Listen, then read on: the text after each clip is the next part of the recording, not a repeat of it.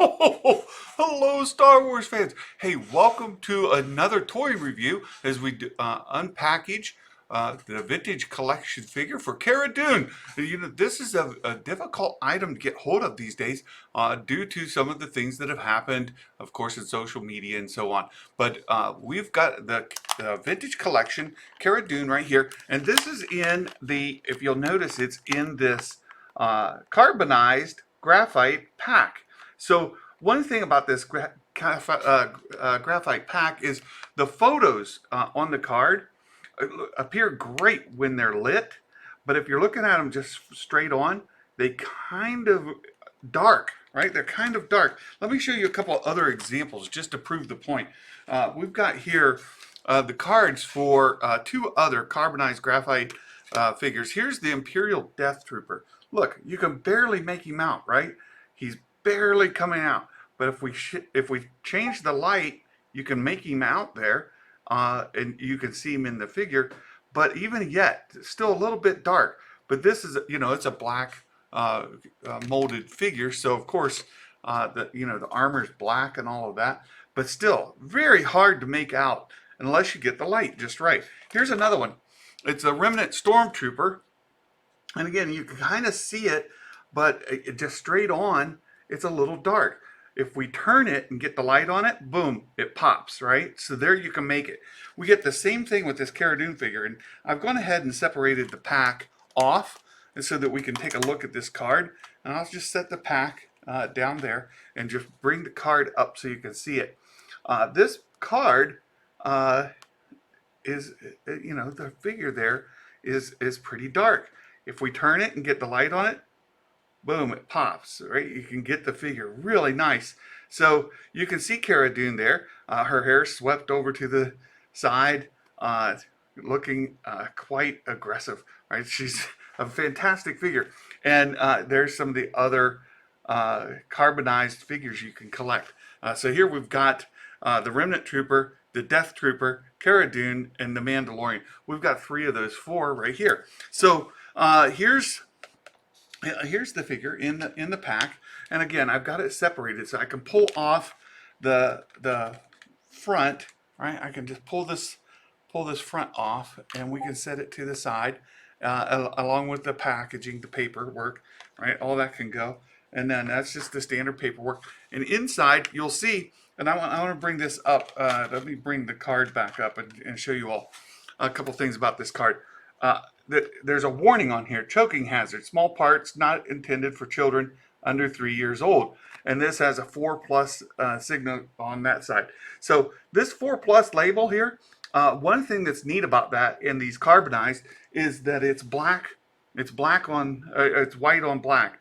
If we look at it on the other just standard cards, let me pull this one up here from Moff Gideon. All right, so here's Moff Gideon. We look at the corner. See, this is a gray circle with the white 4+ right there on that corner. If we look at it again on the carbonized, they don't have that circle on there, right? It's just the white on the black. So it's very nice. There you have it. So that's one point. And that it's a choking hazard under 3 has to do primarily with this little pistol right here.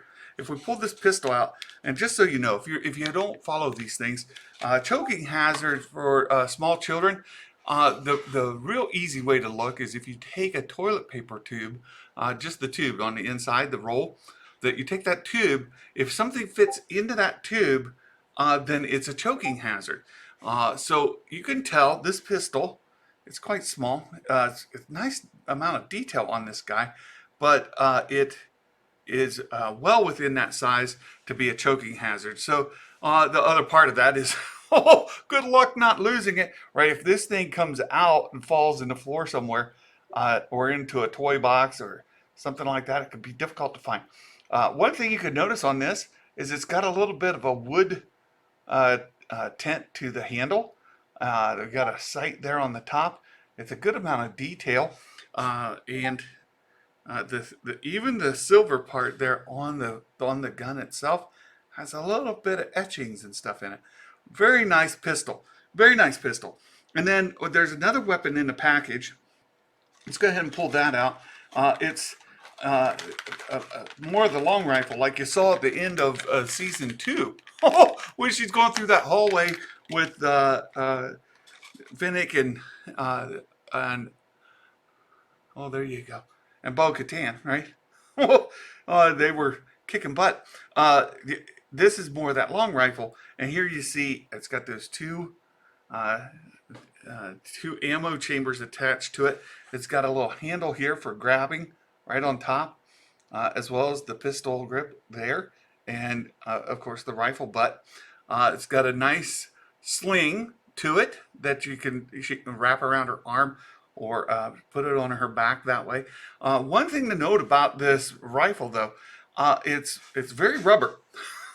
Here, look at this. Right, this thing is very rubber. It's soft, malleable, and it's kind of tough to keep even straight. Right, it wants to have a curve in it because that rubber is so malleable. So just a word of caution there. This rifle, it's got again a nice amount of detail to it and such, but it's because of the soft nature of the rubber, it won't get brittle, of course, but the other half of that, the trade-off is it's hard to keep it, in shape. Oh, it wants to be bent. All right, so let's get to the main attraction here. Let's pull Cara Dune out of the packaging here and get her out. And there we can put this to the side. We don't need that. So here's Cara Dune. Here we go, folks. There she is. We've got her hair swept to the side. We can move it to the side so you can kind of see, right? Her hair swept to the side, and of course that signature tattoo right on her cheek. There you go. You can see it right there. She got that signature tattoo on her cheek. That kind of laser vision focus that she's got. She's kind of giving you the stare down there.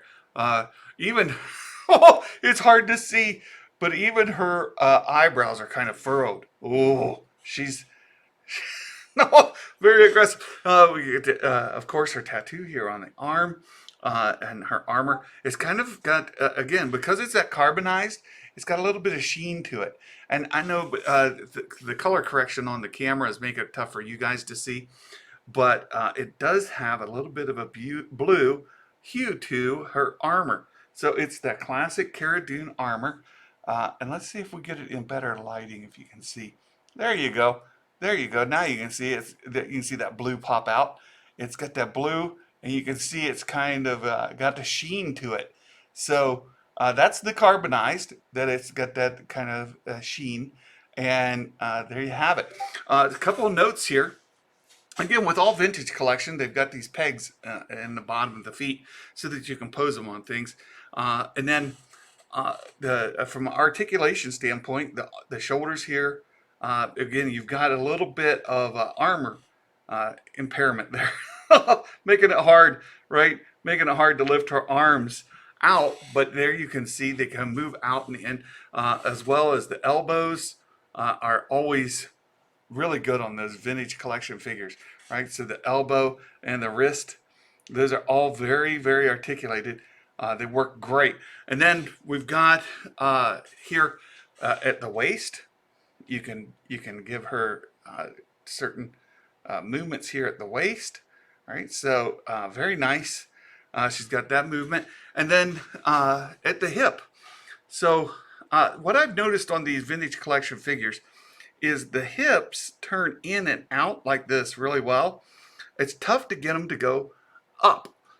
So to get it to like raise her knee is very difficult, right? It wants to turn, not raise. So right? You can raise it, but it's tough to get to like that 90-degree angle. It doesn't want to go. It's just the way that hip is built. And then, of course, the knee. The knee is great.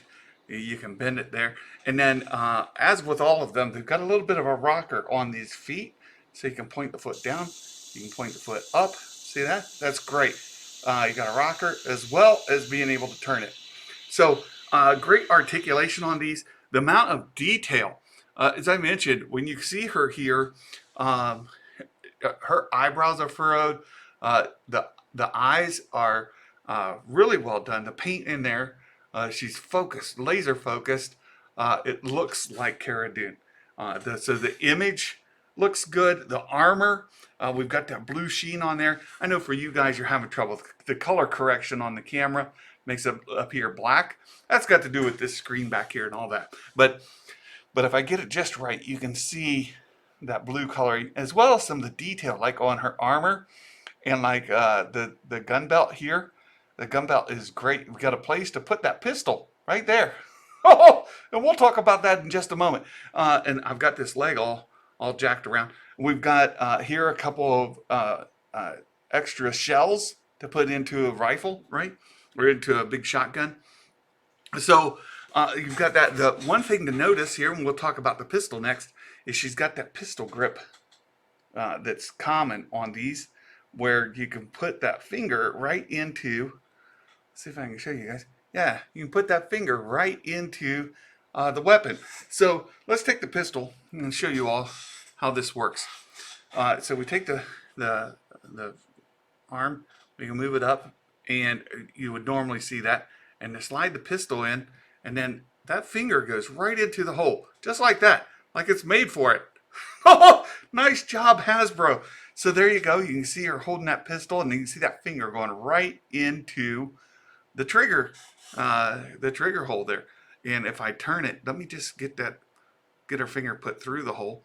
There you go. Yeah. If I turn it this way and put it up, you can see her finger actually sticks through that hole right there.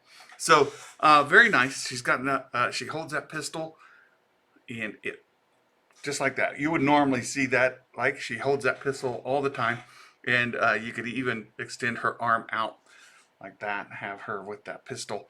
And because of the articulation that's available, you can even put it more in front, right? So that's very good, very nice. Now let's take a look. We can take this pistol out and put it into the holster, and you gotta let go of it. Again, that finger goes right into the hole, and she wants to hold the pistol. That's a good thing. That's a good thing. So we can put the pistol. Well, I gotta turn it this way so you guys can see. Put that right into the holster, and it's got the sight on the top, kind of fits around the front of that holster, and it works like a nice pinch. So it pinches onto the holster really nice. Right, so it's holding on. There you can see it really well, right? That's fantastic. Fits in there. They've done a nice job of molding all of that. They fit together perfectly. Then, of course, we've got this rifle. You can hold it there. So let's try to get her to hold this, both the pistol grip as well as that extra hold.